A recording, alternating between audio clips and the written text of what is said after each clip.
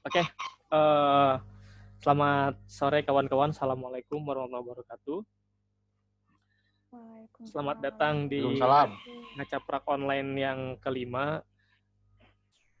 Seri diskusi Ngacaprak Online ini sudah berlangsung 5 kali. Yang pertama itu kita sama Nidu, kemudian yang kedua sama Faisal Syahreja, yang ketiga sama Panji Sakti, kemarin yang keempat sama Kang Muhammad Hamzah, dan sekarang kita bakal berngacaprak ria bersama dua ketua UKM sastra di kampus UPI Bandung dan Untirta Serang, yaitu Rafki Sadikin sebagai ketua UKM Asas UPI dan Dewi Sanofsa sebagai ketua UKM Belistra FKP Untirta. Nah, di Ngacaprak Online kali ini kita akan mendiskusikan perihal apa yang mau dibawa UKM Sastra ke Belantara Sastra Indonesia. Nah, sebenarnya ini dari judul sih berat ya, gitu ya. Ini sarannya si Alam sih sebenarnya judulnya. Naon aja, nyalahkan aja. Nah, jadi kita bakal berbicara kira-kira apa-apa saja yang sekiranya bisa dibawa oleh sebuah UKM sastra, UKM yang bergerak di bidang sastra dan literasi mungkin ya, ke Belantara sastra yang ada di Indonesia begitu. Nah, mungkin, Lem, saya lupa minta CV kamu, karena saya lupa minta CV para pembicara. Dewi juga saya lupa. Jadi nanti nggak apa-apa, kurang ajar mah dikit nggak apa-apa. Ya, perkenalkan sendiri-sendiri aja ya nanti ya.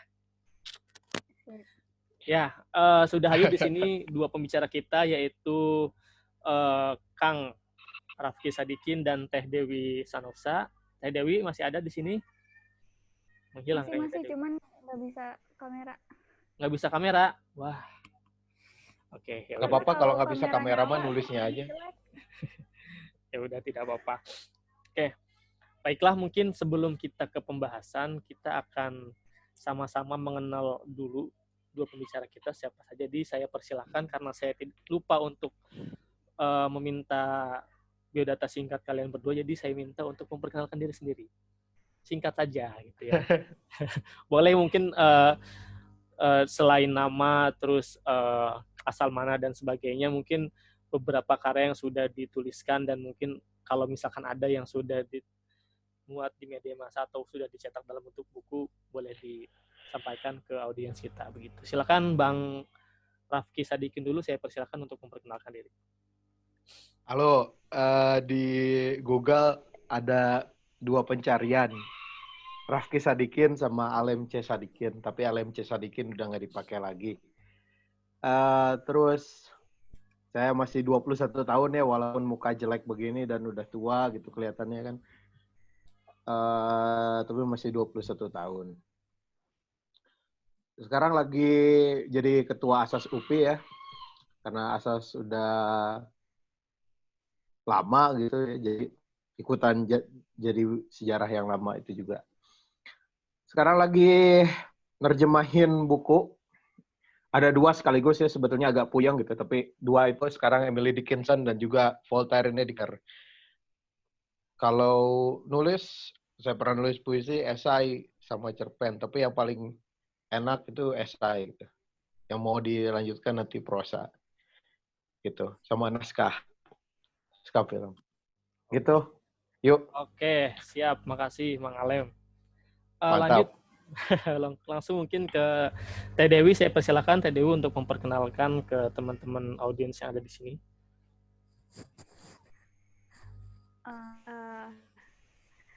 Kenalkan, saya Dewi Novitasari.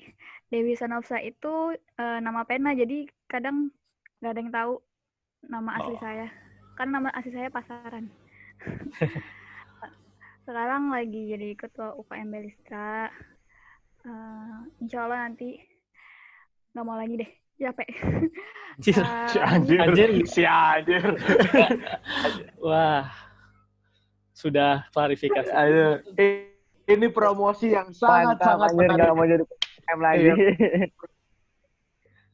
Promosinya ya dan Jadi kawan-kawan sedikit itu tuh tadi yang disampaikan Dewi itu sebaliknya sebetulnya ya. Iya betul. Yeah, Biasanya sih kayak gitu. Dew, itu loba Waduh. junior Dew, kayak bisa arembung jadi ketuana pareum mau tuh komunitasnya kan, itu bakal ngaco.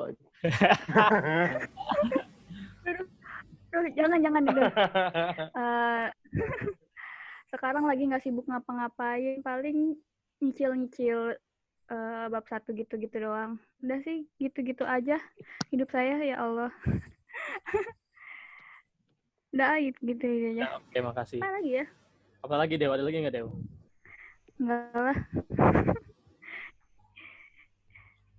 Oke, langsung saja teman-teman, karena pembahasan kita mengenai apa saja yang mau dibawa oleh UKM Sastra di Belantara Sastra Indonesia. Jadi sebelumnya saya ingin biar teman-teman pada tahu, mungkin dari Belistra belum tahu dan dari kawan-kawan Asas juga belum tahu. Jadi saya ingin menanyakan dulu kira-kira bagaimana perjalanan dari UKM masing-masing maupun dari Asas atau misalkan dari Belistra sendiri dari awal pembentukan sampai sekarang gitu.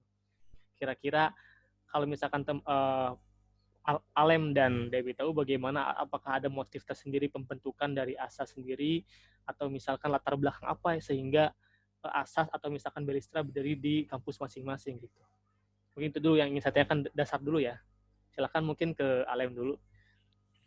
Jadi Asas udah lama banget ya. Jadi Soeharto kena jadi presiden gitu. Udah ada tahun 92 93.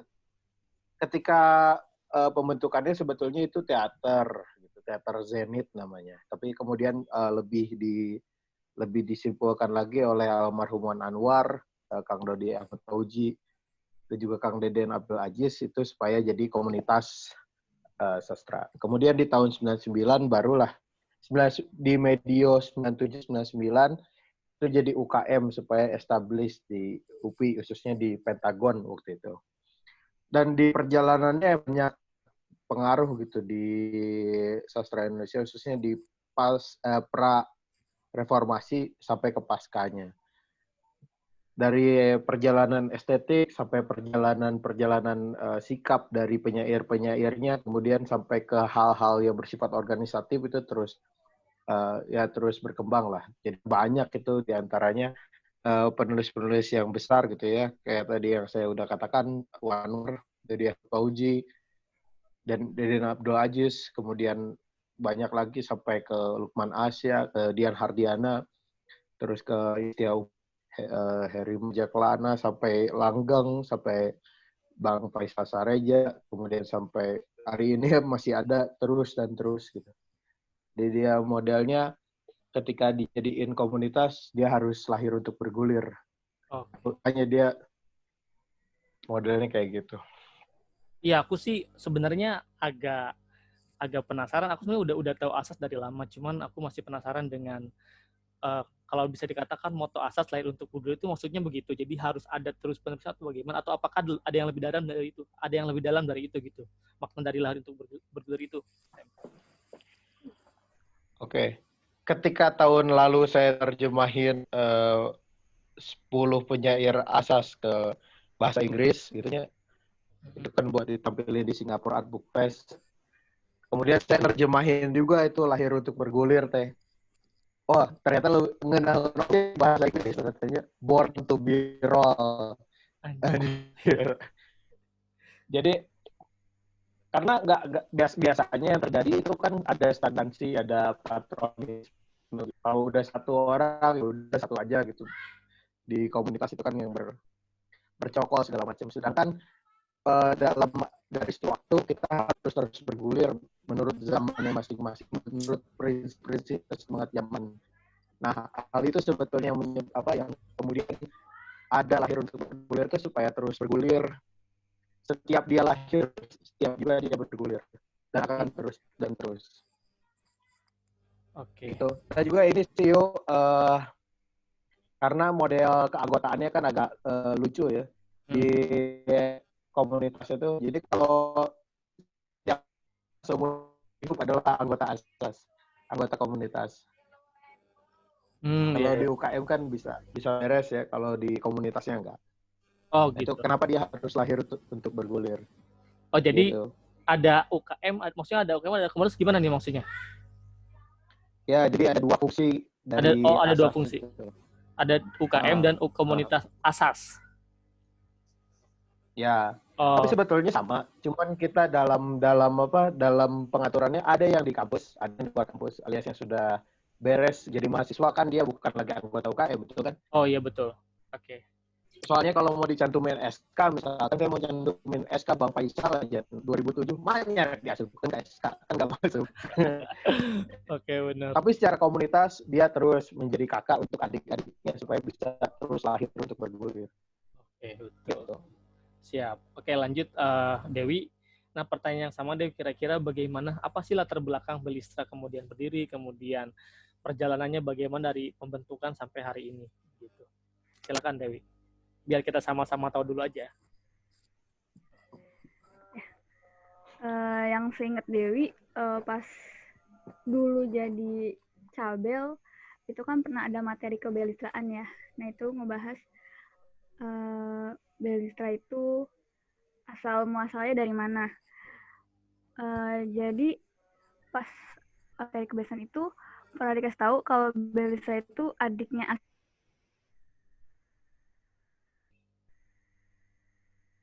Halo?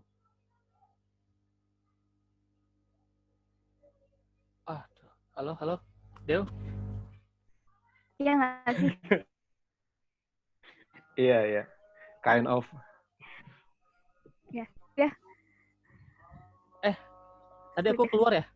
Atau kalian yang sinyalnya jelek? Halo? Kayaknya kalau aku kayaknya kamera aku yang jadinya nggak bisa barengan sama Mas deh. Oh gitu. Coba diulang. Aku sih tadi nggak dengar sih, tadi kamu tiba-tiba hilang gitu. Jadi gimana? Tadi Ya, aku dengarnya sampai Belistra itu adiknya Asas atau gimana gitu. Nah iya. Nah Belistra ini kayak kelompok kecil orang-orang yang suka sastra ya, suka makna sastra, suka menulis karya sastra. Nah itu kelompok kecil ini terpikirkan untuk membuat UKM, ya nggak sih ya? Iya singkat aku itu. Lalu UKM sih. Iya kan, ini ketua Bali. Aku lupa inget tak. Oke. Terus pokoknya jadi sebenarnya Belistra itu mau dijadiin UKM Univ, cuma ada sedikit permasalahan sama katanya hampir mirip sama UKM Cafe Ide. Ya. Yang ituin Pak Farid, ya kan? Sama Belistra ini nggak ada anggota fakultas tekniknya, makanya nggak disetujui jadi UKM Univ. Oke. Nah, dan seingat aku Belistra ini tahun 2007 itu baru komunitasnya ada atau lahirnya. Kalau diresmiin sama UKM sama fakultasnya 2000-an 9 Januari tuh. Udah sih, ayo aku ingetnya itu doang. Oke. Nah sekiranya dari pembentukan sampai sekarang, tadi kan disebut ini sama Alem kan, kalau Asas dari Ahmad Fauzi, Wan Anwar, kemudian ada Faisal Sahreja dan yang lainnya. Kira-kira dari Belistra sendiri siapa gitu yang mungkin sekarang bisa dilihat menonjol di belantara sastra kita gitu, maksudnya penulis yang sudah keluar dari Belistra gitu, bukan hanya dalam lingkup Belistra tapi sudah terkenal mungkin di Indonesia, di luar gitu. Belistra. Ya.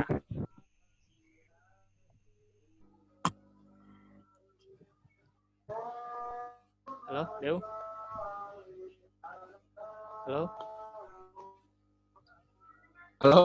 Halo Dewi. Wahyu. Aku ya yang. Iya. Maaf, ini aku susah banget. Enggak, akunya yang susah emang. Oh gitu. Anidu Paras. Lagi ya. Sama Awahyu. Wahyu Arya. Ya. Oke. Wahyu Rusnando Keren, mau Wahyu. Jangan dong. Oke, kita masuk ke pertanyaan yang selanjutnya ya. Nanti buat teman-teman nih, lupa saya sampaikan, kalau misalkan teman-teman sekiranya ingin bertanya atau misalkan mau berpendapat sendiri, silahkan boleh ditulis di kolom chat, atau kalau misalkan mau mau menyampaikan langsung, silahkan dada-dada aja ke kamera ya, atau menyebutkan namanya saja di kolom chat. Nanti saya bukakan mikrofonnya dan nanti bisa berbicara sendiri. Begitu. Nah, Lem dan Dewi, sebenarnya kan sudah sangat lama ya berdirinya UKM Asas dan Belistra ini. Bisa dikatakan mungkin kalau UKM Asas sudah puluhan tahun gitu, sedangkan Belistra baru 13 atau 12 tahun gitu, setengahnya dari Asas gitu. 13. Nah, 13. sebenarnya selama ini kontribusi apa sih yang sudah diberikan oleh UKM yang ada di kampus ini terhadap kesusastraan kita? Apakah memang ini UKM hanya untuk menampung orang-orang yang mempunyai minat terhadap kesusastraan, yang barangkali barangkali hanya penampungan apa ya, wadah untuk orang-orang yang suka baca atau bagaimana gitu, atau misalkan Camp konsentrasi kutu buku. Nah itu, atau menurut Alem atau Dewi sendiri sebenarnya bisa dikatakan UKM Asas ini sesuatu yang lain, atau misalkan bisa dikatakan kawasan Dradimuka gitu sebelum melihat belantara sastra kita setelah keluar dari kampus gitu, atau bagaimana menurut Alem dan Dewi sendiri gitu. Alem dulu deh, silakan Alem dulu. Siapa dulu nih, Dewi dulu kali. Aku dulu. Bebas. Kalau bebas sok. Mau siapa dulu, Dew? Alem dulu aja deh. Dewinya kayaknya susah nih, lagi sinyalnya. Oke. Kalau di Asas sih mudahnya kan dia sesuai namanya, pertama arena. Kalau kita ibaratkan idiom gitunya, tapi itu kalau siomnya itu dipakai dari sejak awal sampai ke nanti dia udah juga kepakai kalau misalkan dia betul jadi penulis. Jadi ngasah jadi penulis sih sebetulnya mah. Dan untuk mengasah itu kan dia perlu arena. Tempat untuk dia bermain, tempat dia untuk bertarung gitu. Nah itu jadi kalau mau tentang kontribusinya dan juga kalau yang tadi ya soal bagaimana sih ke anak-anaknya apakah menampung segala macam, ya dia untuk berkarya sih sebetulnya, tempat dari karya pertama, untuk menilai karya tersebut, kemudian untuk nge-share dan segala macam. Udah mana di Belantika udah banyak gitu sebetulnya. Gitu yuk. Oke. Dewi, kalau Dewi sendiri juga gimana? Kalau Belistra sendiri menganggap UKM Coba ini tadi ulangi, A. Ya selama perjalanannya selama belasan tahun mungkin Belistra gitu. Nah, kira-kira menurut Dewi sendiri UKM yang ada di kampus ini sebagai apa gitu? Apakah memang itu sebagai wadah untuk menampung orang-orang yang mempunyai minat terhadap sastra, atau misalkan punya hal tersendiri gitu, atau barangkali sebagai arena latihan mungkin ya sebelum ke arena yang sesungguhnya di luar kampus gitu? Atau Dewi sendiri punya pendapat lain tentang UKM yang ada di kampus-kampus ini? UKM ini tuh tempat belajar selain di kampus. Pokoknya kan tempat belajar itu kan di mana aja kan. Nah, di UKM ini sebenarnya dia juga tempat belajar, tempat melatih minatnya biar menjadi bakat seperti itu. Nah, apa sih tadi pertanyaannya? Aku udah ngulang 2 kali loh, Dew. Putus. Oke, aku pelan-pelan ya. Ya. Ya, maksudnya UKM ini posisinya seperti apa di belantara sastra kita gitu? Apakah memang hanya wadah untuk orang berkumpul. Kan sebenarnya UKM itu kan kayak gitu ya, kalau di kampus kalau misalnya kita UKM pramuka, ya mungkin kita punya minat ke pramuka, jadi udah kita masuk UKM pramuka misalkan dan sebagainya. Apakah Belistra dan Asa juga punya posisi hal yang serupa gitu di kampus gitu, atau memang punya hal lain?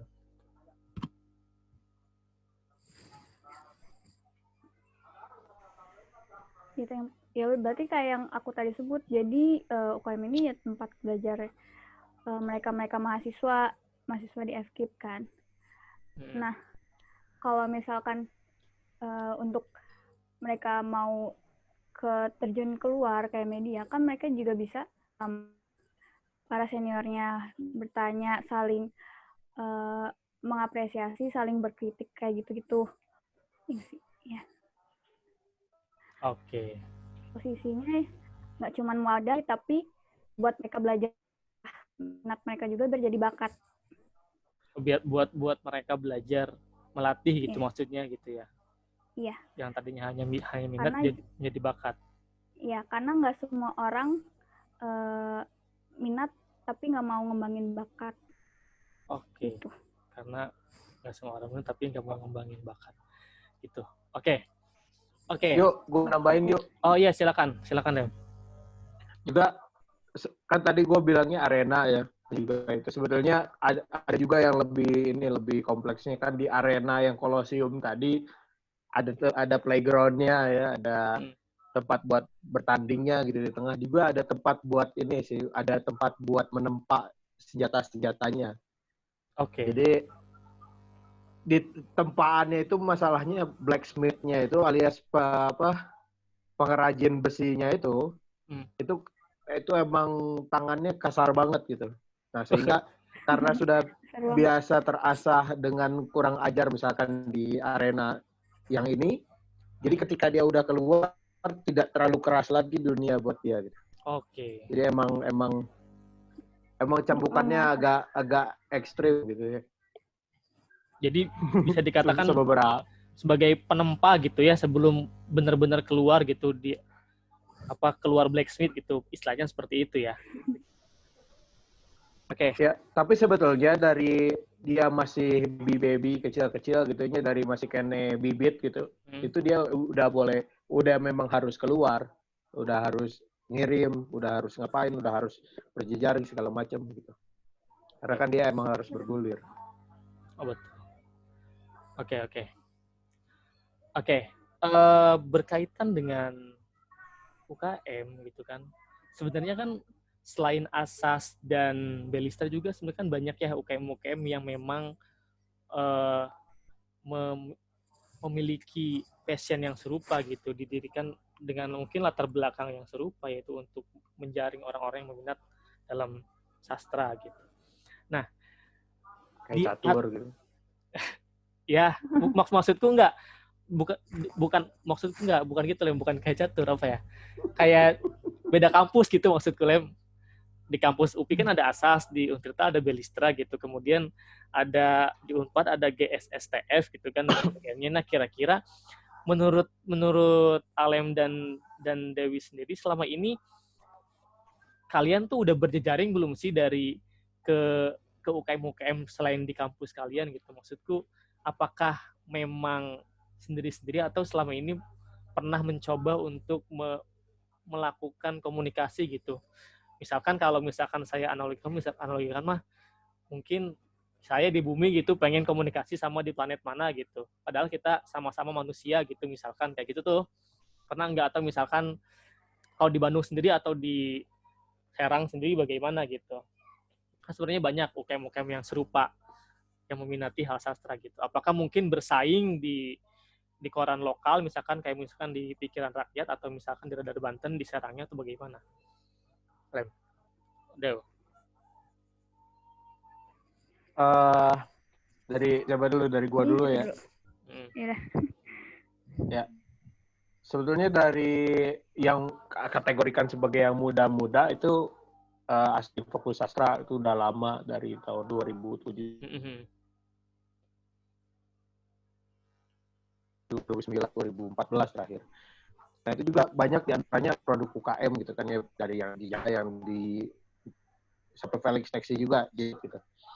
Cuma yang terakhir ini kita kan terakhir itu sama lu kan 2018. Iya. Kita bikin forum komunikasi UKM sastra. Iya. Tapi sebetulnya secara kegiatan atau kita persaingan karya atau bagaimana, justru makin hari makin sini nggak begitu terasa persaingannya gitu. Kolaborasinya juga belum sebetulnya. Nah, aku rasa ketika melihat kondisi seperti ini sih sebetulnya kalau mau seperti pertanyaan yang barusan, kita belum melakukan yang signifikan. Begitu. Di Bandung sendiri, maksudku di Bandung sendiri apakah memang mungkin barangkali ya dari Asa sendiri pernah misalkan berkunjung kemana gitu, misalkan ke Unpad misalkan atau ke ITB dan sebagainya gitu. Atau misalkan nggak harus UKM lah, atau ke komunitas sastra yang ada di luar kampus itu, sehingga nambah jejaring gitu, nambah kenalan dan sebagainya gitu.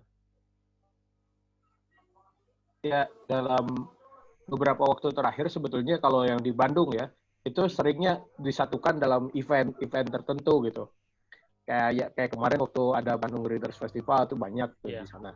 Terus kemudian ada lagi yang waktu di seni Bandung juga sama, kita berkumpul. Justru itu lebih banyak juga lintas seni. Jadi baik dari kampus-kampus kayak ISB gitu, Unpad gitu, ITB gitu. Memang belum secara bareng atau mengunjungi gimana gitu, tapi datang ke eventnya ya gitu. Oke. Kalau dari Belistra sendiri bagaimana deh? Apakah sudah menjalin hubungan gitu, misalkan kemana gitu, ke UIN Banten misalkan dan sebagainya?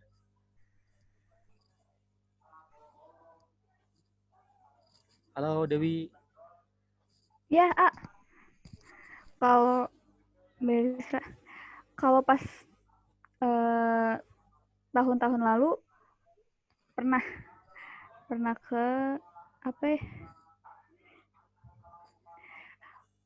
Pernah berjejaring di luar kampus Untirta, kayak di Uniba,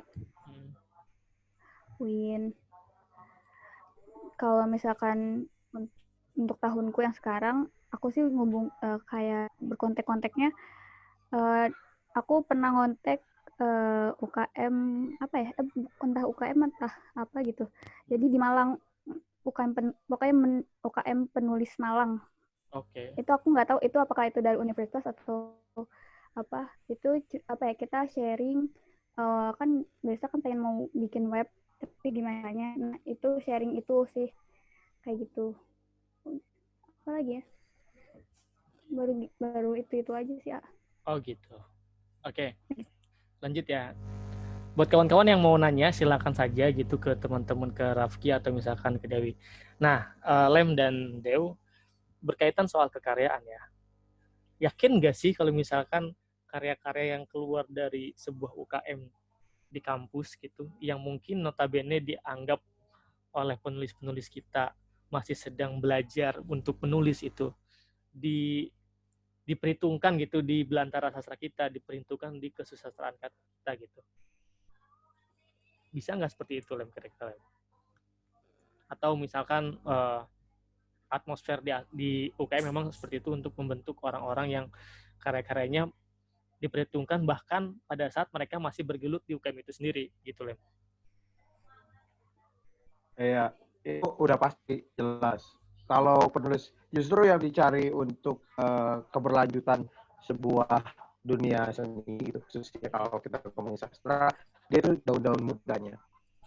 Kalau UKM itu kan dia secara intens dari program, dari kegiatan-kegiatan yang ada di UKM, dia memang udah kepingin si anak-anak yang bahkan masih belia segala macam itu dimuat.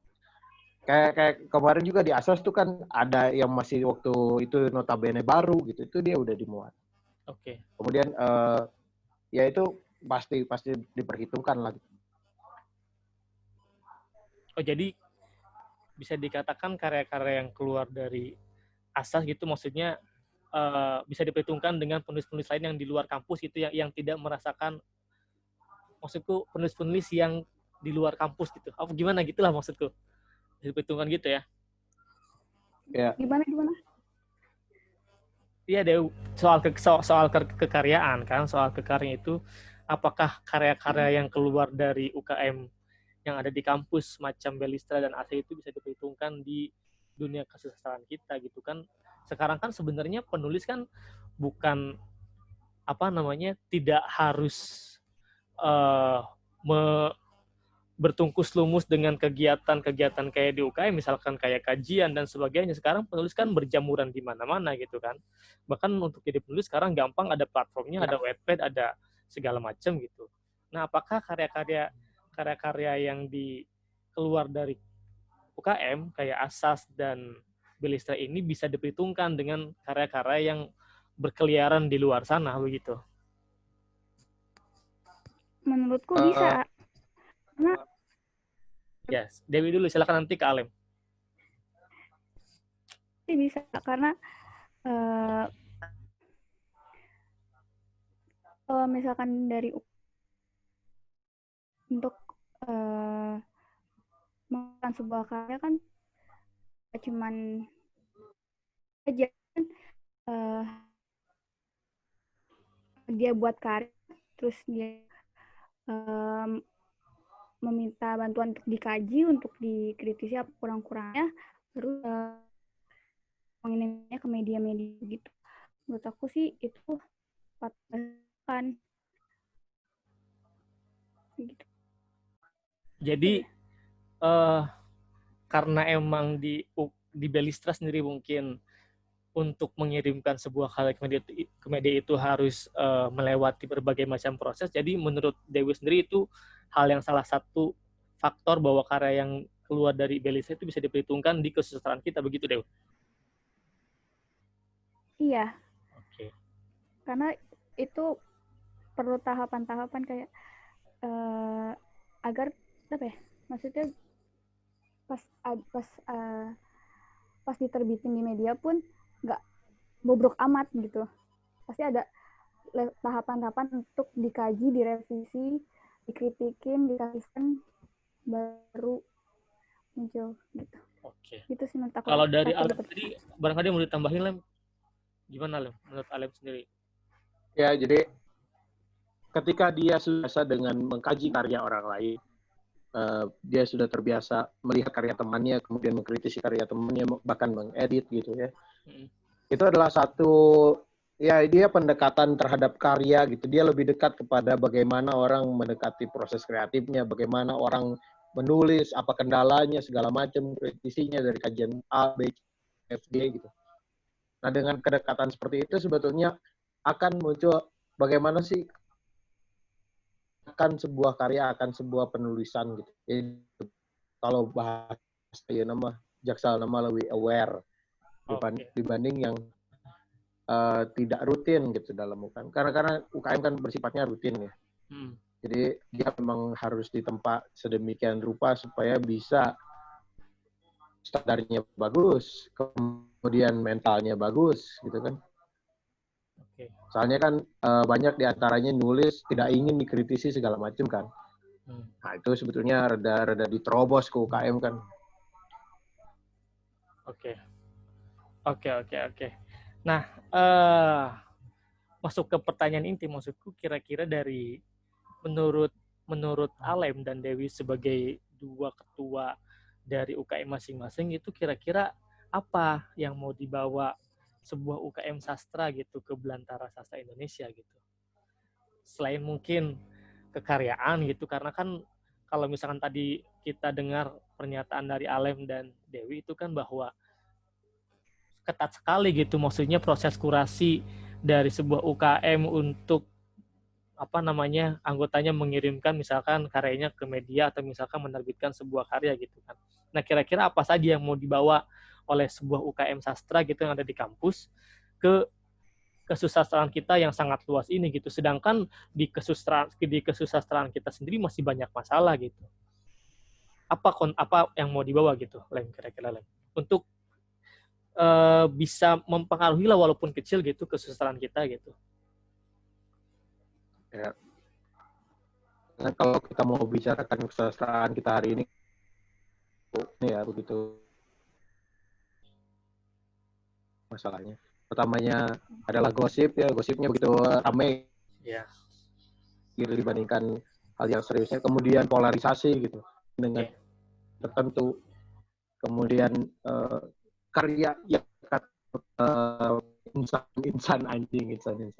insan muda teh banyak diantaranya yang berafiliasi dengan manhwa, manga, webpad ya yang segalanya gitu ya, yang ratingnya itu tentukan pembaca.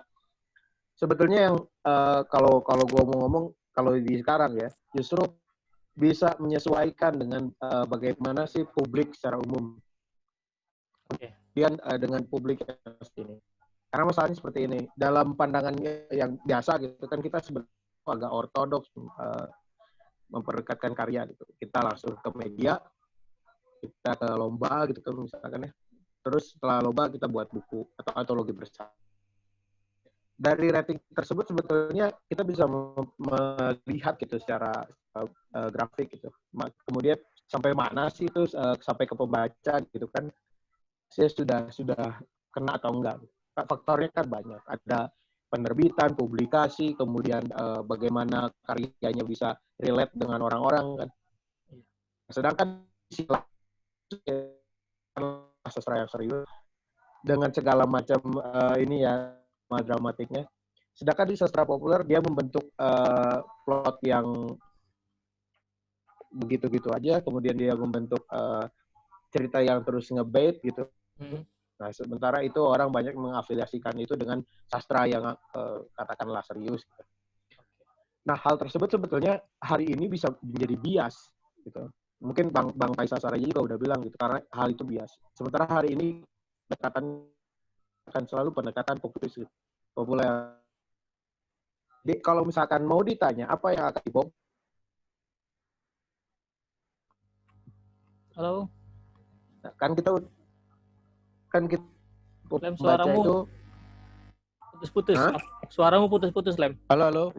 Oke. Oh ya Oke. gitu? Ya, aku sih dengarnya jelas? putus-putus. Ya, siap. Yuk, lanjut. Jadi apa yang mau dibawa tadi? Apa yang mau dibawa? Kan apa yang dibawa sebenarnya pertama. Nah, hari ini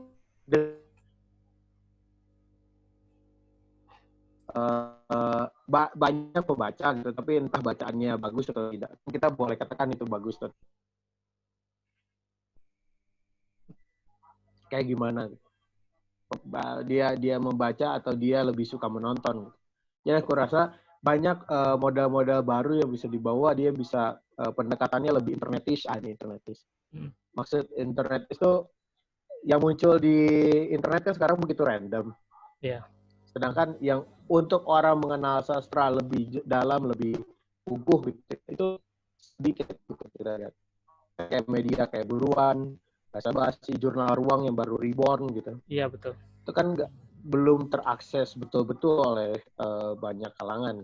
Sedangkan pendekatan yang dia lakukan pun masih sama seperti yang yang sebelumnya gitu. Menuntut bagaimana pembaca bahkan yang pemula untuk mendekati hal tersebut. Kan itu jadi agak-agak gimana gitu. Sedangkan pintu masuknya bisa lewat tontonan, lewat website yang lebih simpel gitu, lebih playable, lebih interaktif. Aku rasa kalau ingin asas gitu ya, ingin menawarkan kenapa dia tetap akan mempertahankan kualitas dan bagaimana militansi ke yang biasa dilakukan gitu, kirim ke media, lomba, bikin buku gitu. Tapi ada satu yang mesti dilakukan oleh saya dan kawan-kawan di Bandung.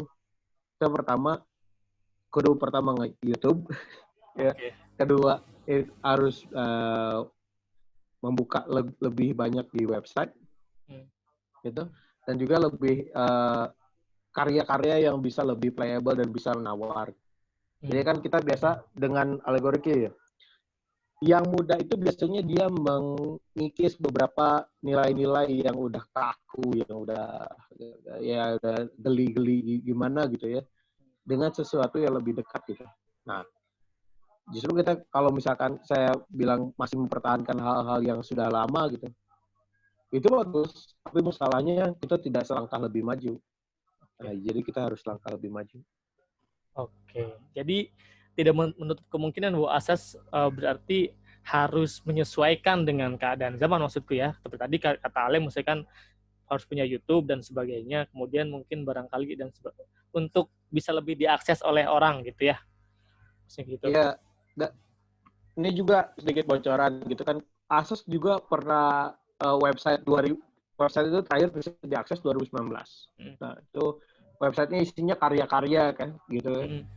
Tapi masalahnya dengan perjalanan UKM yang banyak gitu ya, dengan perjalanan karya-karyanya, belum ada Wikipedia, karena Wikipedia asas gitu. Nah, sementara di Indonesia, kalau dilihat gitu, komunitas sastra tidak menginventarisir anggota-anggotanya atau menginventarisir orang-orang yang pernah bergiat di komunitas tersebut supaya bisa dicari di internet. Sedangkan kalau saya dengar dari kawan yang kerja di penerbit gitu ya, cari penulis Indonesia khususnya serius itu harus main ke festival, main ke event gitu. Itu cara-cara yang lama banget lah. Gitu. Sedangkan kalau misalkan bisa ngecek misalkan di website ini keahliannya apa, karyanya kayak gimana, riwayatnya kayak apa aja. Nah, justru itu yang bisa dilakukan. Oke. Dewi, mana Dewi nih? Buat Dewi sendiri bagaimana? Tadi pertanyaannya apa aku tadi ya? Pertanyaannya apa yang mau dibawa oleh mungkin Belistra gitu ke belantara sastra yang ada di Indonesia gitu. Dew? Halo, Dewi? Dewi, mana Dewi nih? Kayaknya Dewi sinyalnya jelek Dewi kayaknya ini. Sinyal menurut. Oh, bener Pak. Oke, sambil nunggu Dewi, barangkali buat kawan-kawan nih, sudah banyak nih dari mungkin Bang Syahdan, ada Tasbiyah, dan sebagainya yang mau bertanya silakan bisa langsung dituliskan di kolom chat, atau kalau mau bertanya langsung bisa melambaikan tangan di kamera atau bisa ditulis namanya di kolom chat. Bisa nggak sih?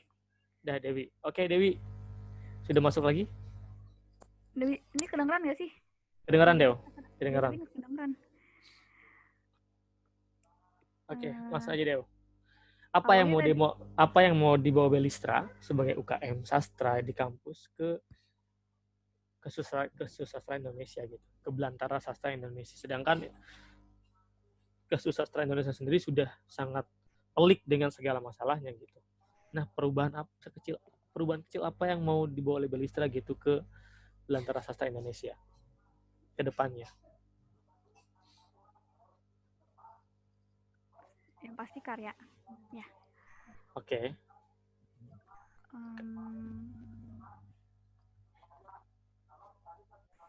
Karya yang semacam apa? Kalau karya kan emang itu sudah rutinitas Belistra kan untuk mengirimkan karya ke media lokal dan media nasional dan sebagainya. Nah, kira-kira apa selain itu gitu deh? Visimu sebagai ketua Belistra yang sekarang gitu. Karena kan nggak mungkin kita terus saja bergiat hanya di dalam kampus gitu. Bagaimanapun kita harus bisa lebih luas daripada lingkungan kampus saja. Gitu. Silakan Dewi. Karya yang seperti apa? Karya yang gimana ya? Bisa mengikuti perubahan zaman.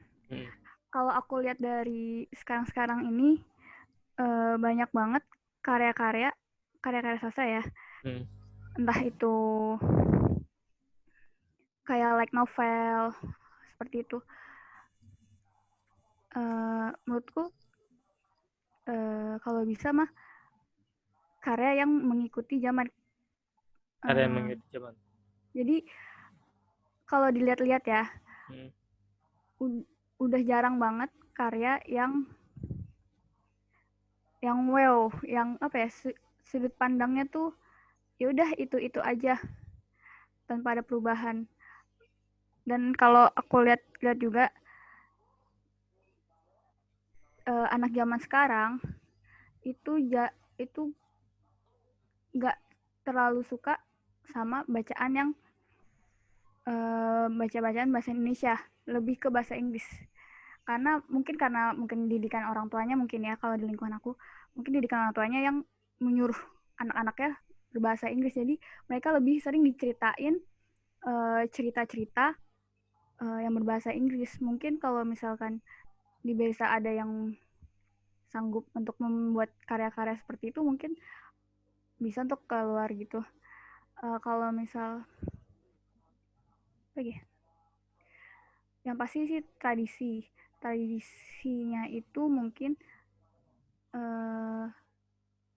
akan mengikuti zaman ke zaman. Nggak mungkin ngikutin tradisi yang dulu-dulu kayak cuman nulis di kertas. Nanti pasti suatu saat akan nulis di kayak web, kayak di blog, atau mungkin dia bisa membaca cerpen mereka, membaca karya-karya mereka lalu divideokan atau di podcast seperti itu kan pasti. Oh gitu. Apalagi sekarang kan udah banyak nih podcast yang mereka bercerita ya udah cuma rekam suara langsung di-share, atau baru banget nih Raditya Dika itu dia kayak bikin cerpen di aplikasi.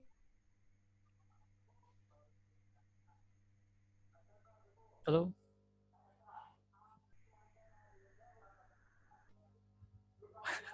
Hilang lagi. Wah. Hilang lagi. Ya orang lagi ngobrol dari Pademan soalnya orang muncul dengan cekik.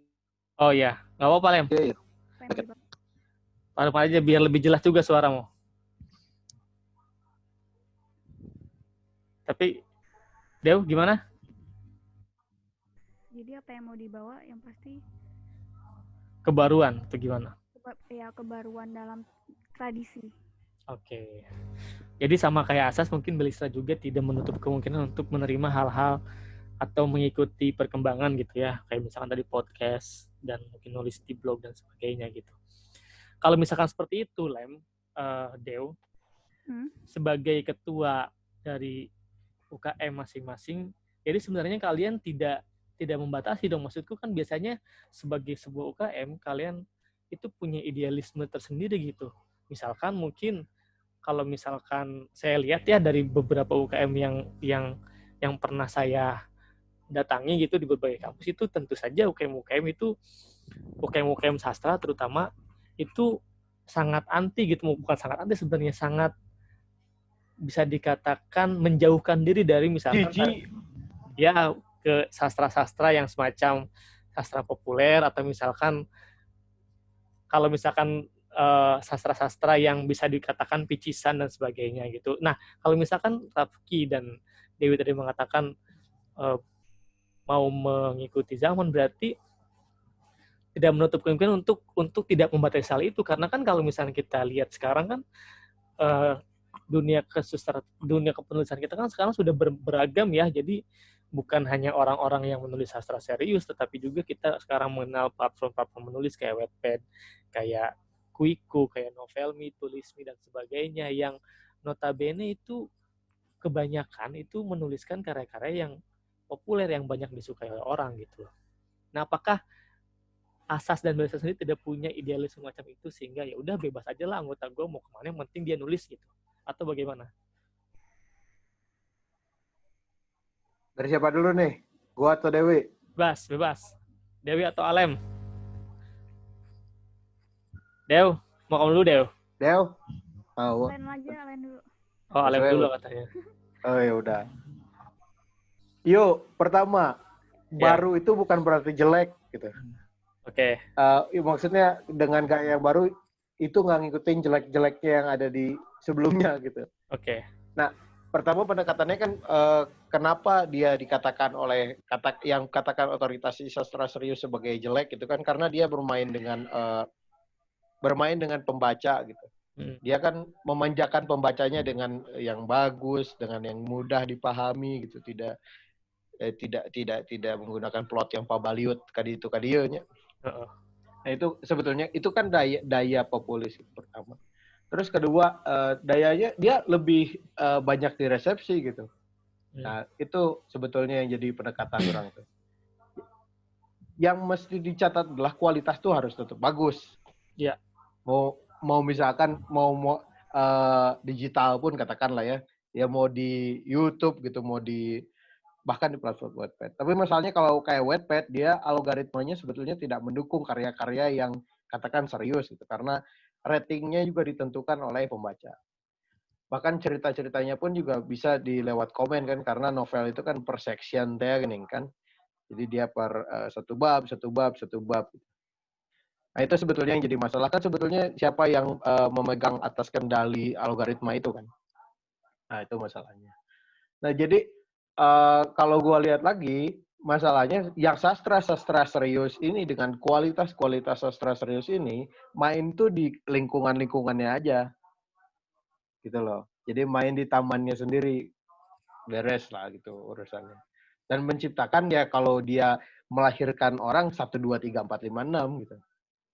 Nah sedangkan dengan karya yang bagus gitu ya, karya yang iya, katakanlah kata Eka Kurniawan juga, kita bukan butuh karya bagus, kita perlu karya hebat kan. Dengan karya-karya yang setelan gitu, kita mesti pendekatan yang lebih dekat ke pembaca gitu. Itu sebetulnya yang jadi idealismenya kalau lu mau tanya. Jadi bagaimana tersampaikan gitu dan terus bergulir gitu. Itu loh. Oke. Oke. Kalau dari Belisa sendiri bagaimana, Dew? Gini A, kena kata A tadi berarti tidak dibatasi dong. A gini, Ayu Utami aja dia apa ya, penulis pertama yang gaya penulisannya tuh beda kan pas zamannya dia, yang ya udah lepas aja. Itu kan termasuk pembaharuan sebenarnya kan kayak gitu.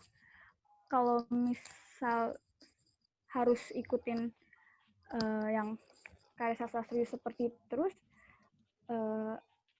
lalu apa terus apa ya, terus jadi sastra serius dan sastra populer ini seperti seakan-akan ada bedanya dong. Sebenarnya kan ya sastra apa ya, sastra bacaan atau apapun itu kan ya untuk diminati oleh semua orang, nggak harus ini sastra serius, ini sastra populer. Jadi kalau bisa dibebaskan ya bebas aja, kayak gini, penulis baru seperti apa ya, Karaeng atau Faisal Edang itu agak lama sih, era baru itu kan mereka punya gaya mereka sendiri. Kalau misalkan mungkin ya, saya aminin nih, mungkin nanti di bawah-bawah saya atau seangkatan saya mungkin nanti ada yang memiliki gaya penulisan yang baru yang tidak mengikuti karya sastra serius seperti itu, mungkin malah lebih terkenal, kenapa enggak gitu. Oke. Jadi seharusnya menurut Dewi sendiri tidak harus ada dikotomi atau misalkan pembelahan antara sastra serius dan sastra populer. Jadi bebas aja gitu maksudnya Dewi. Oke. Iya. Karena kan benar-benar yang kan nggak ada yang tahu nih suatu saat nanti karya sastra itu seperti apa, kan nggak ada yang tahu. Mungkin nanti ada yang lahir penulis baru dengan gaya cerita yang keren atau hebat atau gimana, kan itu juga menambah popularitas sastra itu sendiri kayak gitu. Atau mungkin nanti membuat era baru sastra seperti itu. Tidak ada yang tidak mungkin kan gitu.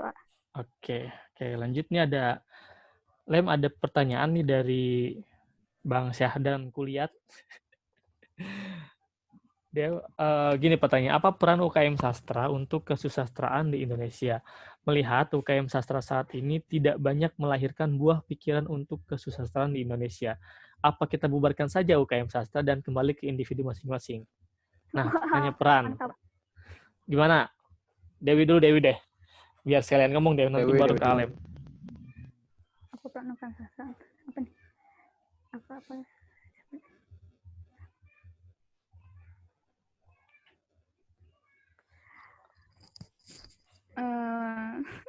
Tidak banyak melahirkan buah pikiran untuk kesusastraan.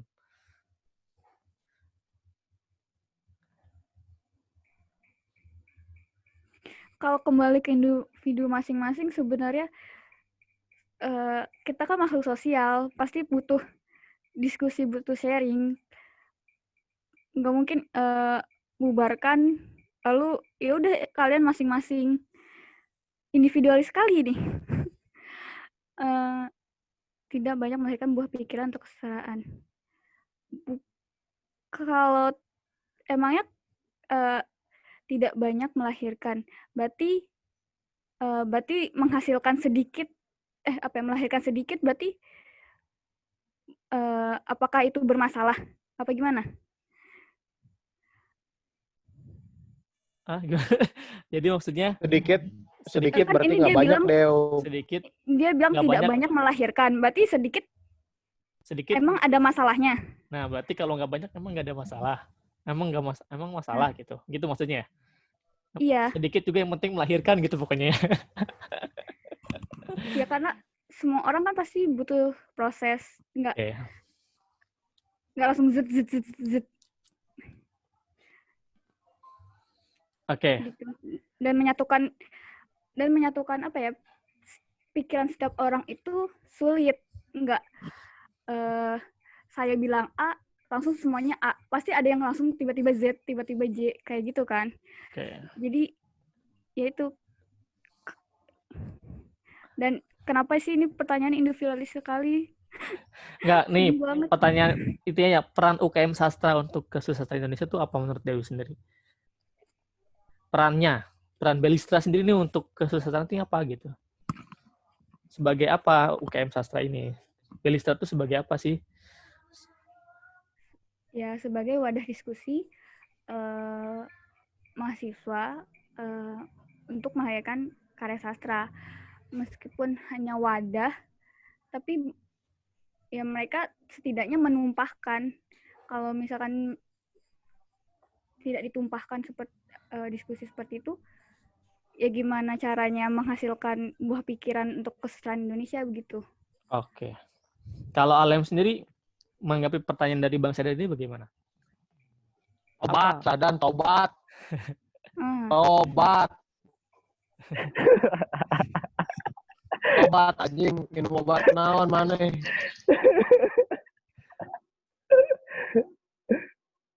Nggak, jadi gini. Asupan mana tuh kumaha? Nggak, jadi ngerti nggak sih maksudnya? Ya, paham. Coba jelasin dulu, Lem.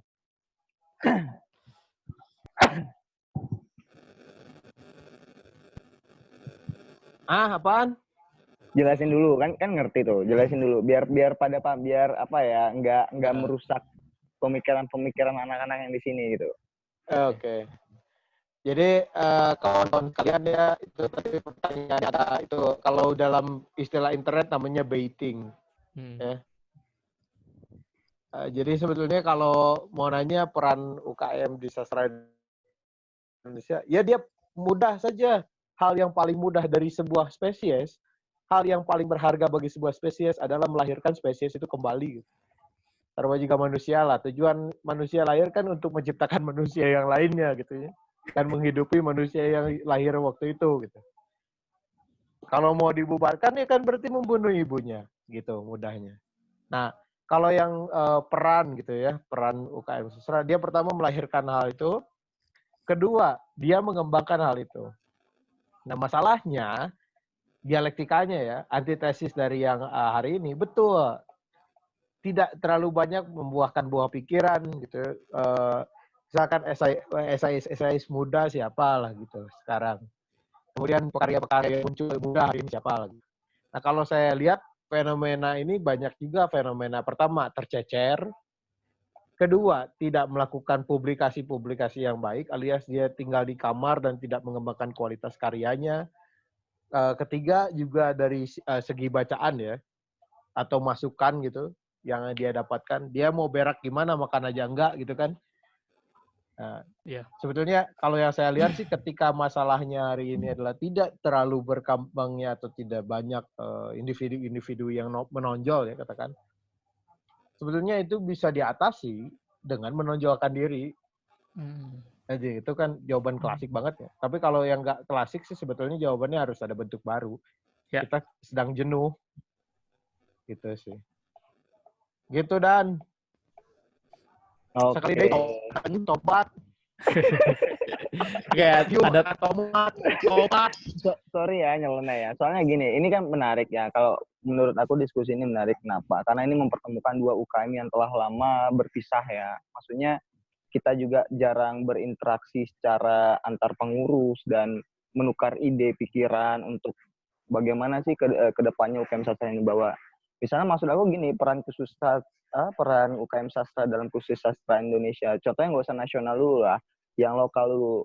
Kenapa sih misalnya di Jakarta sendiri itu DKJ itu sering ngadain tentang kayak penghargaan buku puisi terbaik atau HPI-nya sendiri. Nah, sedangkan kita di Jabar itu nggak ada. Nah, seharusnya ya, ini dalam subjektif pandanganku, mungkin peran-peran UKM sastra yang ada di universitas-universitas itu bisa mengkritisi untuk biar agar penyair-penyair seperti penyair di Banten atau penyair-penyair yang ada di Jawa Barat itu bisa juga merasakan buah karyanya dihargai atau diapresiasi oleh media-media besar atau orang-orang yang sudah master lah dalam menilai sebuah karya gitu. Nah, mungkin akan lebih menarik kalau misalnya kayak UKM sastra kita ini kayak lebih banyak menonjol juga di koran-koran. Kenapa? Karena pemikiran-pemikiran UKM sastra itu menurutku juga salah satu kontribusinya besar juga loh untuk perkembangan penulisan atau kesusastraan di Indonesia. Coba bayangkan kalau misalnya kita mengkritisi kenapa di Jabar sendiri nggak ada tuh perolehan kayak di Jogja, di Jawa Timur, atau di DKI Jakarta, atau di Riau, atau di Sumatera Barat untuk karya-karya para penulisnya. Atau kita bisa juga mengkritisi pentingnya kanon itu apa. Atau kita juga bisa mengkritisi masih penting nggak sih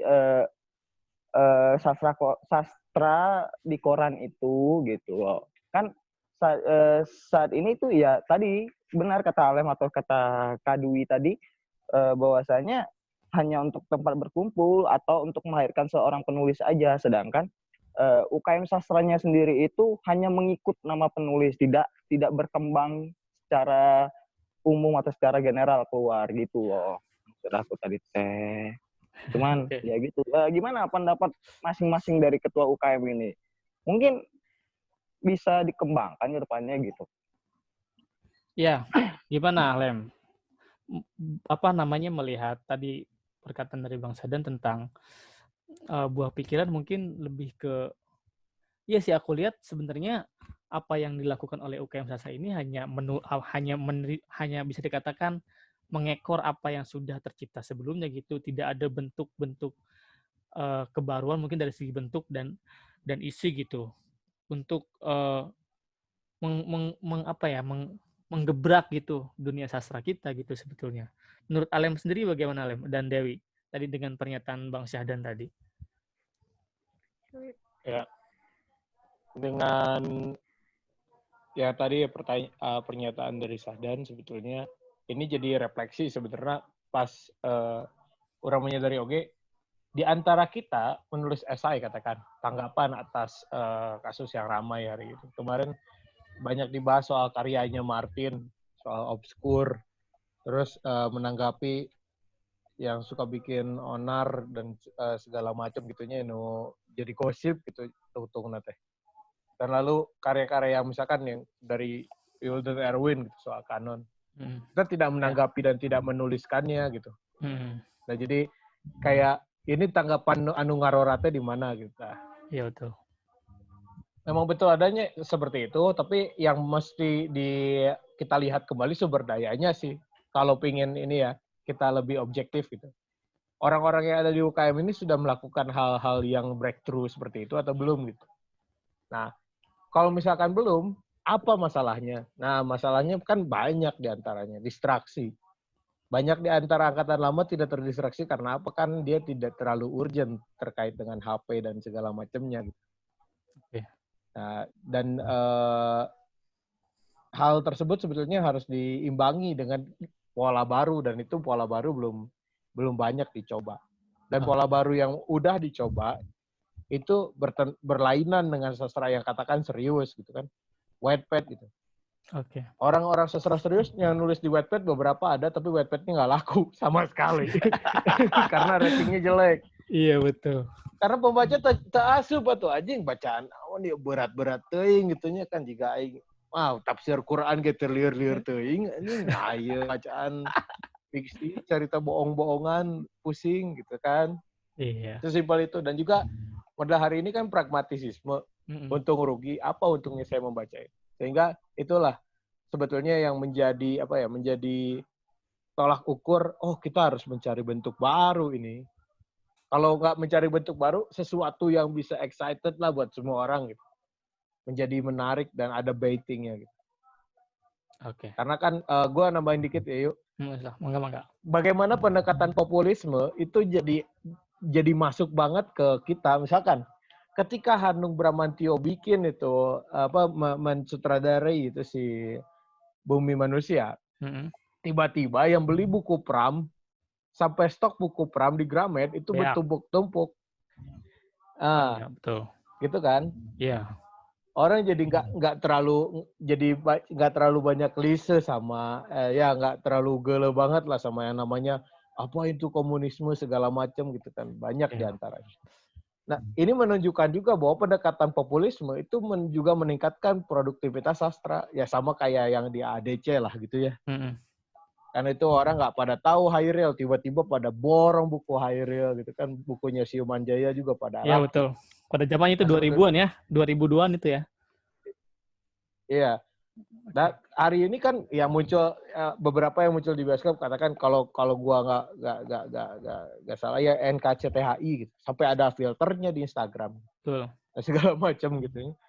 Nah pendekatan populisme itu sebetulnya yang bisa dijadikan motor baru gitu. Dimana kalau gua katakan bahkan yang muda-muda ini juga banyak yang berpikiran kolot dan tidak melakukan sesuatu yang menarik gitu. Nah gua kira harus ada seseorang yang melakukan hal yang menarik. Okay. Tapi Lem, hal menarik ini Kang Wahyu menanggapi sih. Lem, tapi sebenarnya maestro penyair kita udah melakukan itu, seperti Jokpin sama Sapardi itu kan dia melakukan pendekatan sastra populis ya, sehingga buku-buku dia yang bisa dibilang adiluhung itu tetap laku di kalangan anak-anak muda, walaupun anak-anak muda sendiri itu kebingungan menafsirkan puisinya sendiri gitu kan. Mungkin di UKM sastra kita juga bisa, menurutku sangat bisa sih melalui pendekatan Instagram atau YouTube atau podcast gitu loh. Iya. Nah, mengumpulkan. Ya, gue menanggapi lagi dan dia pertama ada beberapa faktor yang nggak bisa terlepas. Pertama ada faktor ekonomi politik, polarisasi ya. Kan kita tidak bisa menutup diri bahwa ada beberapa penerbit yang memang menguasai pasar pembaca di Indonesia. Iya. Sehingga banyak gitu ya. Gua lihat daftar yang Hari Puisi Indonesia kemarin aja itu 120, belum lagi yang entah berantah kan ya. Nah itu udah banyak gitu. Masalahnya saluran pembacaan dan segala macam gitu kita tidak terkurasi dengan baik. Jadi yang dikatakan udah lama-lama itu kritikus telah mati ya, kritikusnya di sebelah mana orang ingin membaca ini dan itu. Nah kan kayak gitu. Iya. Nah kalau permasalahan yang tadi Jokpin dan juga Sapardi, kalau saya boleh katakan gitu, dia juga penerbitnya sangat main untuk terus mempublikasikan dan juga memberikan branding gitu. Nah permasalahannya yang muda ini brandingnya dia ada di mana? Berarti kan ada di kreativitas tertentu yang dia ciptakan juga di ruang-ruang internet itu. Nah itu yang kurang. Oke, dari Dewi sendiri barangkali ada tanggapan lain berkaitan dengan pernyataan Bang Saidan tadi? Atau kita lanjut ke pertanyaan berikutnya? Dewi, ada nggak Dewi? Baru muncul tadi keluar. Waduh, nggak dengar dari tadi berarti ya, Bang Saidan ngomong apa ya? Halo, Dew. Iya. Aduh. Sorry. Banget. Iya, sinyalnya Dewi lagi anggot-anggotan nih. Itu tuh ada pertanyaan juga tuh, tapi nanti beres Dewi. Ya Dewi mau menanggapi nggak? Barangkali tadi dengar sekilas gitu ya sebelumnya tentang apa tadi Bang? Tentang pertanyaan yang sebelumnya sih, tentang apa namanya? Tentang buah Ya, pikiran yang peran UKM dilahirkan. sastra teh Ya. nanaonan. Nah. Apa? Jangan pakai bahasa Sunda, nggak Yang bisa nanaonan bahasa wae. Sunda.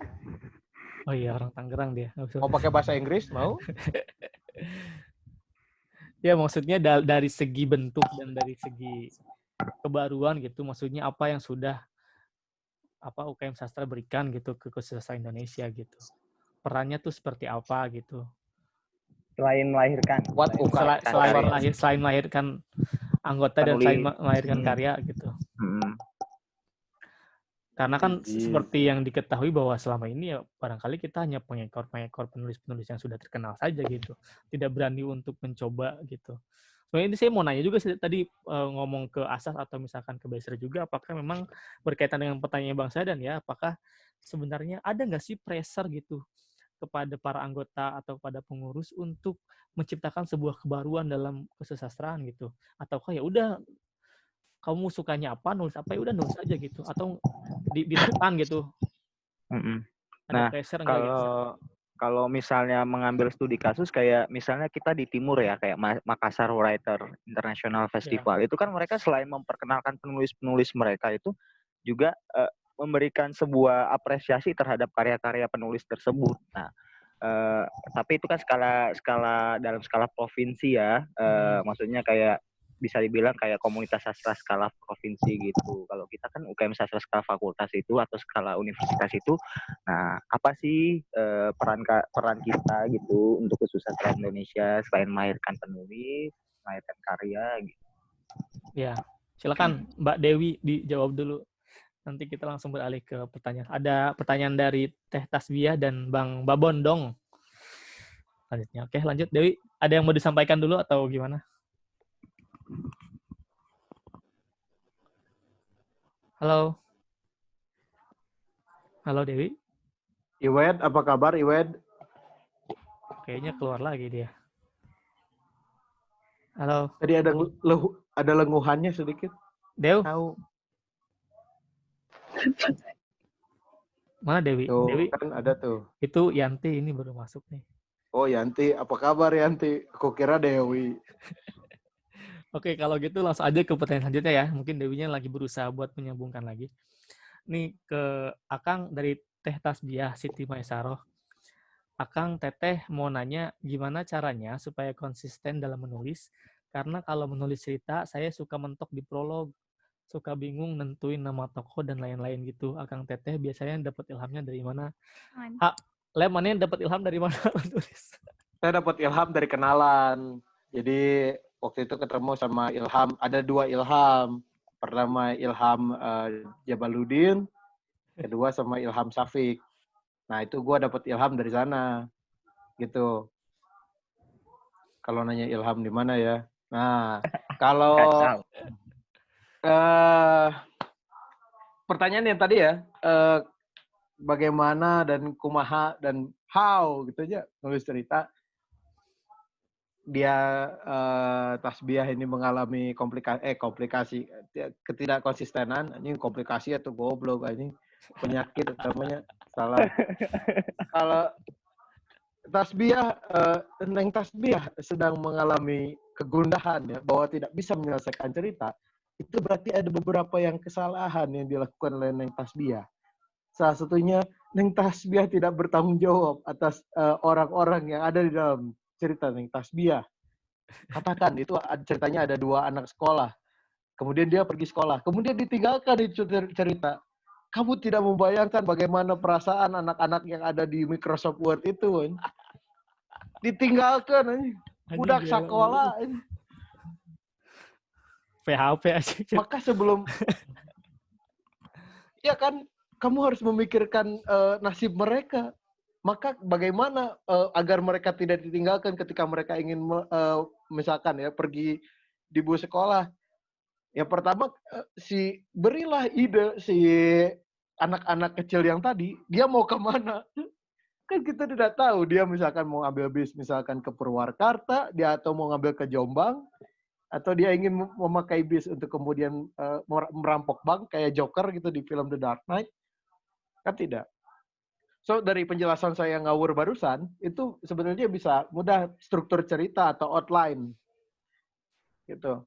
Banyak outline yang mudah dibuat gitu ya. Kalau misalkan pendekatannya karakter, pernah kepikiran nggak membuat Wikipedia tentang karakter kita sendiri?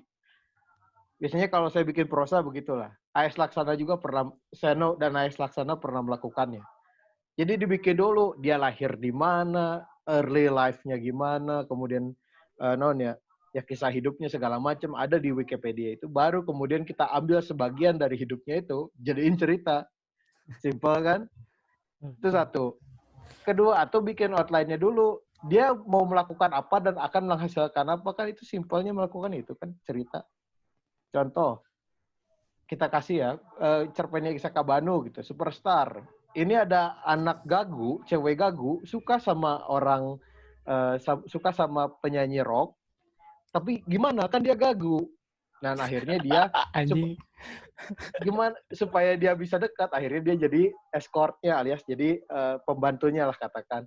Dan kemudian bagaimana supaya dia tidak kehilangan dan juga tetap selalu ada diri si rocker itu dalam dirinya. Dia penggal kepala si rocker itu dan dibawa-bawa terus sama dia. Anjir. Dari Diamond itu aja udah menunjukkan bahwa oh ini tuh cerita tuh kayak gitu loh. You tell and you show. Nah, gitu Tasbih. Pokoknya ingat, setiap tidak menyelesaikan cerita, pikirkan itu perasaan tokohmu. Oke, saya ilustrasikan ya. Seorang ibu berbicara kepada anaknya. Nak, uang kita tinggal 4.000 lagi. Lalu si anak terseduh-seduh. Ibu, aku harus bagaimana? Tenang nak, pasti ada jalan. Titik. Oke, paragraf selanjutnya tidak dijelaskan. Kamu kepikiran anak itu kalau tidur, bagaimana perasaan anak itu? Sakit. Anjir, jadi puisi ya. Iya. Ya kan 4.000 lagi, kau bayangkan 4.000. Dia mau beli Cimori, yogurt Cimori aja kurang itu. Nah, kayak gitulah. Maka sebelum dia dihadapkan dengan posisi itu kan, berarti kan kamu menulis. Oke, sebelum menulis, lakukan dulu layouting. Simple. Layoutnya banyak. Kalau mau minta rekomendasi bacaan, creative writing-nya AS Laksana udah paling betul. Cara lain mungkin, Lem. Cara lain mungkin. Belum kepikiran mungkin. Cara lain coba. Oke, kalau cara lain ya, ada cara yang lebih teknik untuk dilakukan. Pertama buat pembukaannya, kedua bikin endingnya, kemudian baru bikin tengah-tengahnya. Ya kan? Mirip dengan yang tadi. Tadi kan ada Wikipedia, ada mikirin perasaan si tokohnya. Atau cara yang lain itu data, Lem, data. Ya itu bisa, itu jelas data pasti ada. Dia datang dari latar sih ya. Latar sosial tertentu, dari sejarah tertentu, kemudian ditawar segala macam. Banyak sih caranya Tasbiah. Yang paling penting mah eksekusinya. Atau bikin motivasi juga, misalnya ikutin lomba nih, kan itu ada deadline-nya tuh. Itu biasanya nanti ada the power of kepepet kayak gitu tuh. Nah, nanti 2 jam sancan deadline langsung nulis gitu. Nah, itu pasti pemikiran kamu langsung segar gitu buat nulis terus gitu. Itu aja dulu mungkin ya. Nggak tahu sih kalau kalian gimana. Tapi tadi pertanyaannya gimana konsisten ya? Oh, itu gue belum ngejawab tuh yang itu aja. Oh, iya, kalau coba. Bagaimana caranya konsisten, gampang aja sih. Pertama, kalau dia pengen konsisten, berarti kan itu adalah prioritas gitu ya. Ibaratkan prioritas kamu adalah Instagram yang pertama gitu, yang kedua baru makanan berak gitu. Jadi kalau kamu belum makanan berak tidak apa-apa, yang penting kamu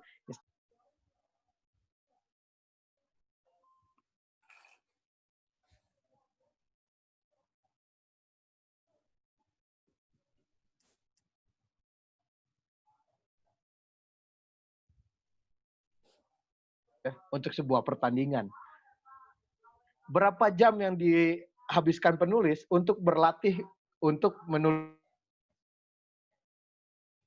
Kalau diibaratkan kita sebuah game, kamu udah level berapa gitu. Nah, setiap naik level itu kan XP-nya pasti lebih berat gitu kan ya. Nah, dengan XP yang lebih berat itu kan berarti harus punya skill yang berlebih.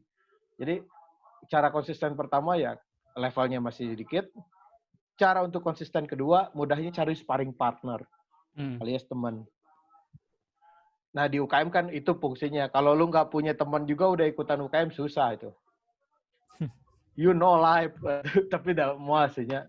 I'm sorry to roasting, but yeah, you know lah.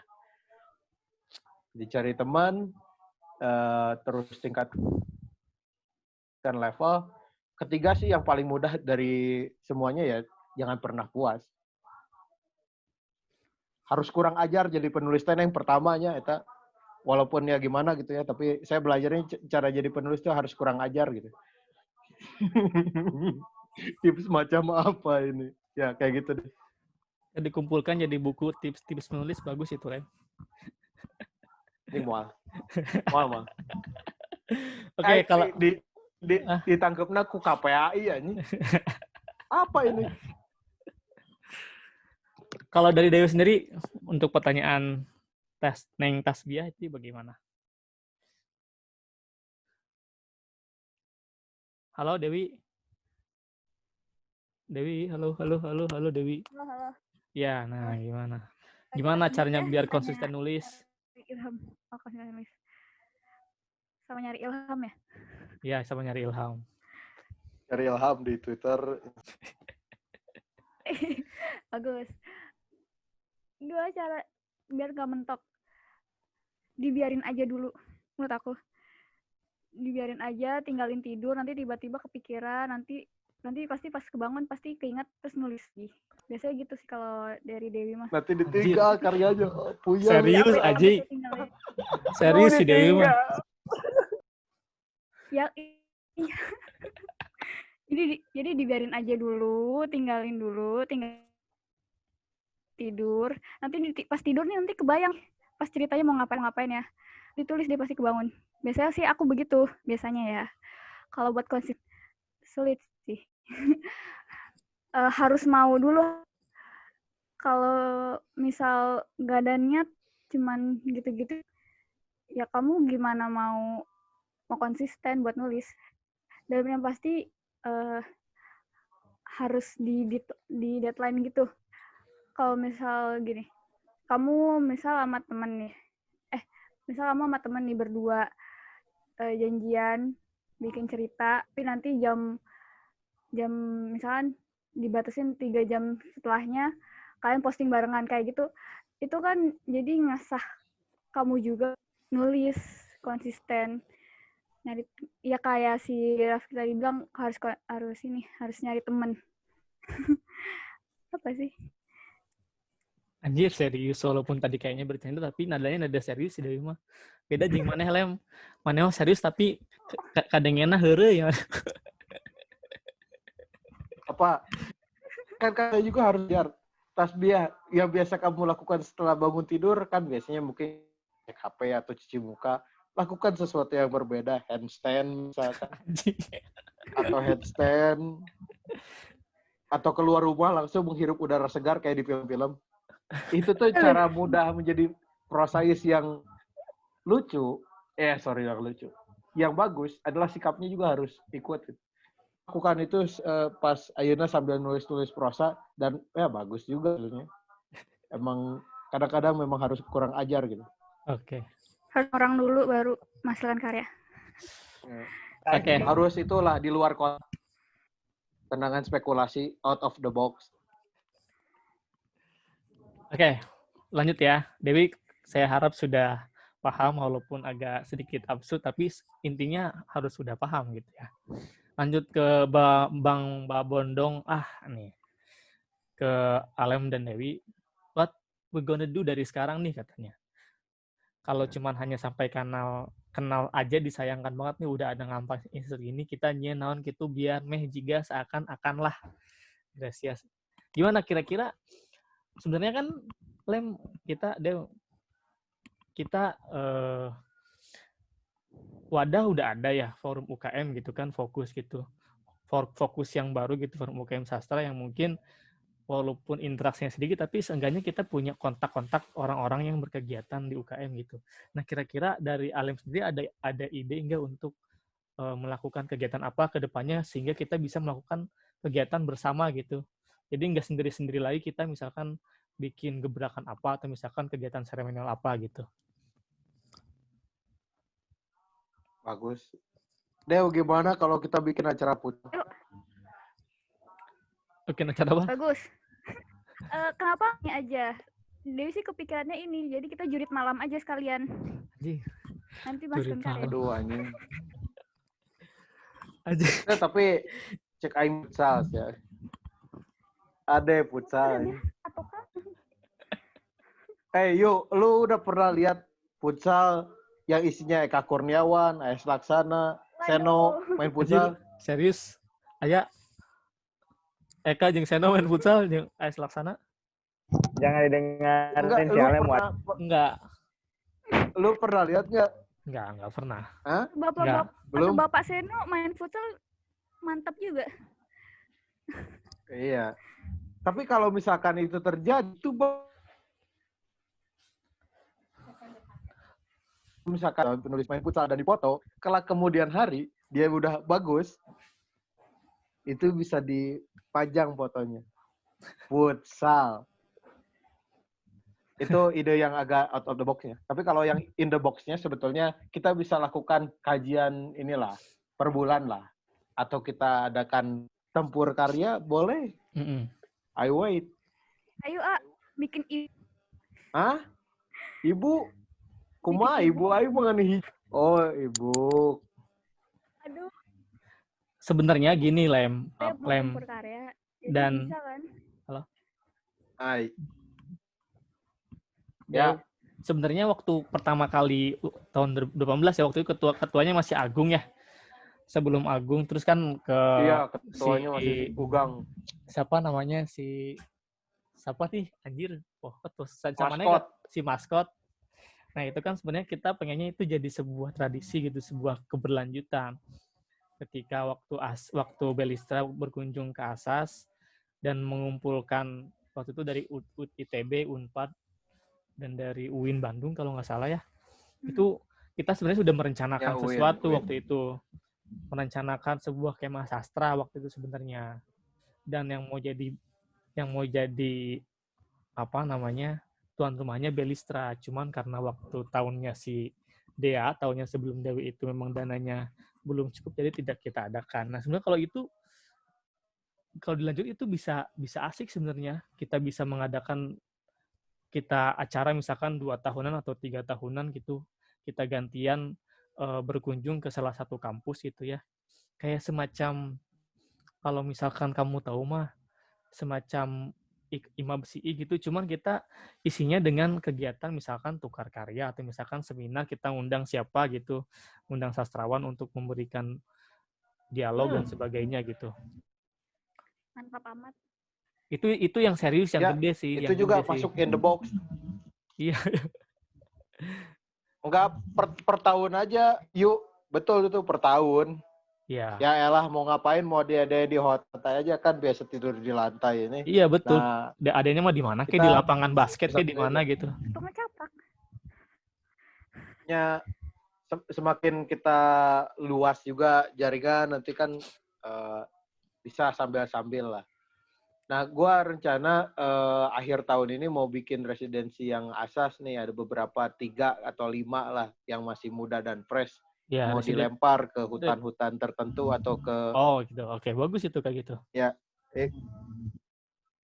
ya itu residensi. Nah, nanti kayaknya kan udah agak normal untuk travel dan segala macamnya kan 2021 ya. Iya, betul. Nah, kita adain lagi yuk. Oh, boleh. Nanti kita adain lagi aja. Kan terakhir kita ke Belistra aja. Orang ulin ke Banten. Oh gitu, ya boleh itu gantian. Nanti main ke Rangkas Bitung. Oh iya, ke museum. Ya. Oke. Nah gitu, jadi Bang Babon ya gitu mungkin kedepannya mungkin nanti dirancang oleh karena saya mau udah pensiun sebagai ketua ya jadi nanti Dewi dan Alem mungkin untuk merancang kedepannya. Saya harap sih bukan hanya Asas ya mungkin Alem bisa ngajak gitu teman-teman dari UKM lain yang ada di Bandung sekalian kalau masalah tidur kan bisa tidur di Kubah, bisa tidur di kampus gitu kan masih banyak pilihan gitu. Bisa tidur di sekret gitu maksudnya. Jadi nggak harus pusing untuk tidur gitu. Jadi aku harap Alem dan Dewi juga bisa mengajak mungkin dari UIN Bandung, dari Sarang Raya atau dari Unisba gitu untuk saling kumpul gitu di situ. Begitu. Oke. Mantap. Pertanyaan terakhir mungkin dari Mantap aku dong. sebelum ini berakhir karena udah 5:30 ya. Pertanyaan apa ya? Sebenarnya udah ditanyakan sih perihal apa yang mau berlanjut. Seperti aku pikir lebih ke mungkin statement terakhir aja dari Rafki dan dari Dewi berkaitan dengan kedepannya. Bisa dikatakan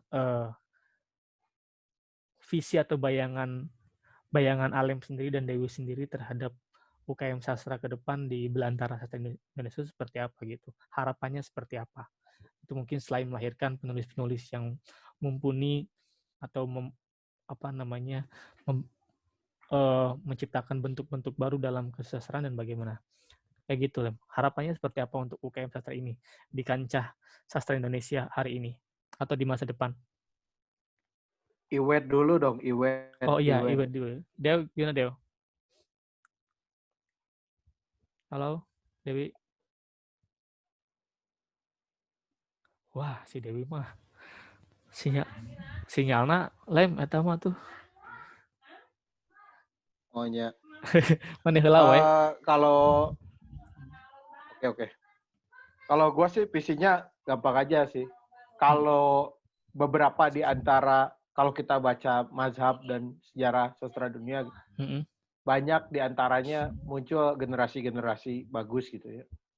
Juga di Indonesia. Kalau gue kepikiran sih karena memang hari ini secara karya banyak bercecer, terus segala macam lah masalahnya dari mulai COVID, distraksi. Kalau gue kepikirannya kita buka satu portal gitu, sesuatu yang baru kayak misalkan ya secara teknis gitu. Kita menginventarisir apa yang sudah dilakukan dengan cara yang profiling, jadi supaya bisa kepake di branding, katakan itu. Lalu secara kekaryaan ada model dan metode baru sih sebetulnya. Halo? Coba dibuka videomu mau aku screenshot buat keperluan konten di Instagram. Oh iya. Nah, sambil ngomong. Nah, oke. Yuk, lanjut. Bentar, loading HP-nya Xiaomi.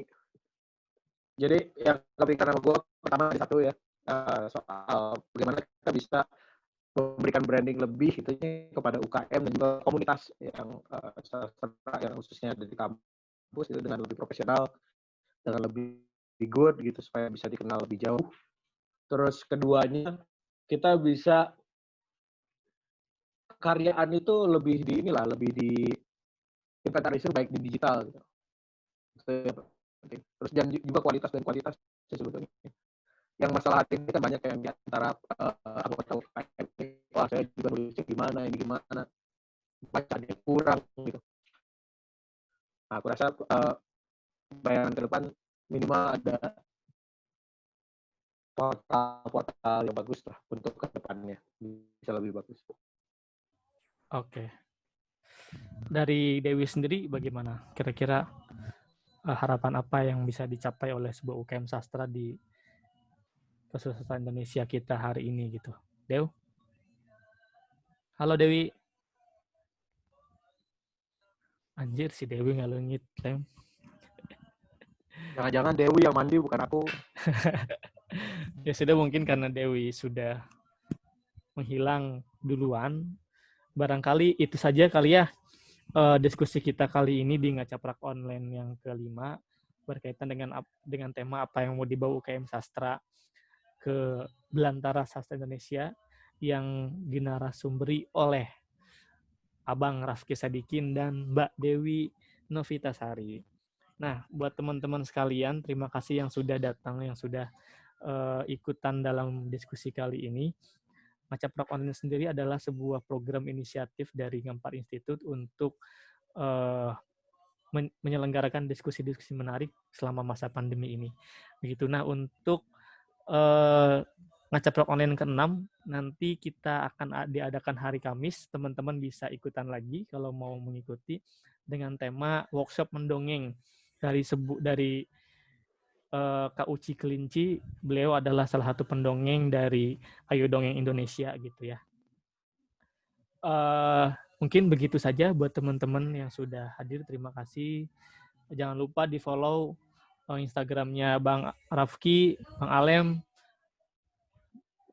Mbak Dewi, terus Instagramnya Belistra, Instagramnya Asas, dan Instagramnya Ngampar Institute untuk mengetahui info-info terbaru mengenai kegiatan ketiga komunitas itu. Oke, terima kasih. Saya sebagai moderator dan tukang tanya undur diri. Terima kasih Bang Alem sudah mau menjadi narasumber, Mbak Dewi juga sudah mau menjadi narasumber. Kurang lebih mohon maaf. Billahi taufiq hidayah. Wassalamualaikum warahmatullahi wabarakatuh. Baik. Waalaikumsalam. Waalaikumsalam. Terima kasih Bang Ayo Sunario udah meminjamkan akun Zoom-nya. Oke. Selamat sore semuanya.